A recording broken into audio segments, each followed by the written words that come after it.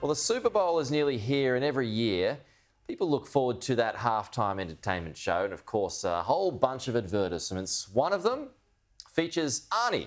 Take a look. Zeus! Sorry, Zeus! I need a charge on this. Oh! Thanks! Sweetheart, it's not rocket science. I'm heading out. Don't forget to take Peggy for a walk. Mwah. Yo, Zeus! A little juice! That's it. I'm done with this place. We'll see about that. Everything okay out there, baby? Hey! Little Peggy, a little walk, huh? I figure you could use a little pick-me-up. Yeah, that's one of them. And joining us live now is the MKTG Sports and Entertainment Managing Director, Matt Connell. Matt, what do you make of what you've seen so far? We just saw one ad there. We watched a couple of them yesterday. As always, pretty entertaining.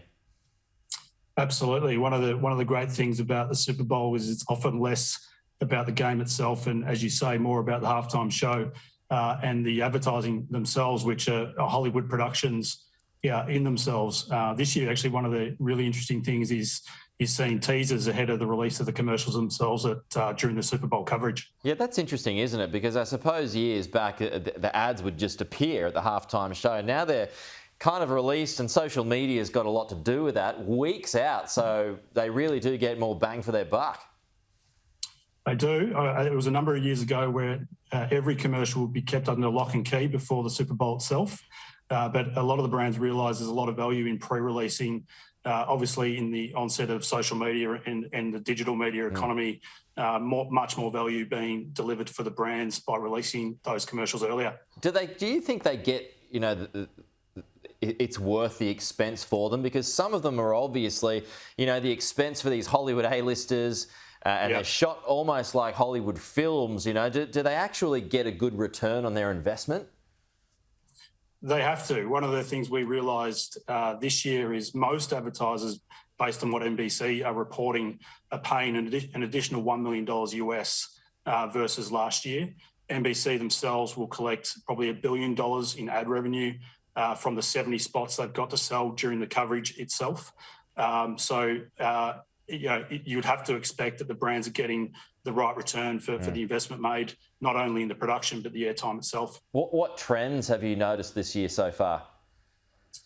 What's been really interesting in watching a lot of the commercials that have been released and will be released during the Super Bowl is there's a consistent pattern of humour and light humour. And I think off the back of the last 2 years during COVID, I think we're all hungry for a bit of humour and a bit of laughter and a bit of light entertainment. So it's no coincidence that a lot of brands have really focused on that as a tone and a theme for the way they're portraying their brands. And now you've got brands like crypto.com, you've got NFTs, still two things that I don't quite understand, but they're becoming big players, aren't they? Yeah, again, industries have suffered through the last 2 years, there's no question, but there's been a huge rise in emerging brands, and crypto, NFT and trading currencies are definitely one of those categories. And you're seeing them emerge through the Super Bowl this year in a pretty big way. Crypto.com probably being the most famous with Matt Damon as their headline. Yeah. Hey, why aren't you there, Matt? That's a very sore point, Pete. I'm not there. I'm a Rams fan.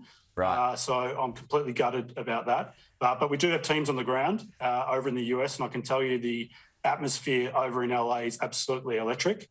I'd wish I was there, but maybe next year. Okay. All right. I hope for you. Matt Connell, appreciate it. Thanks for your time this morning. Good to chat. We'll talk to you soon.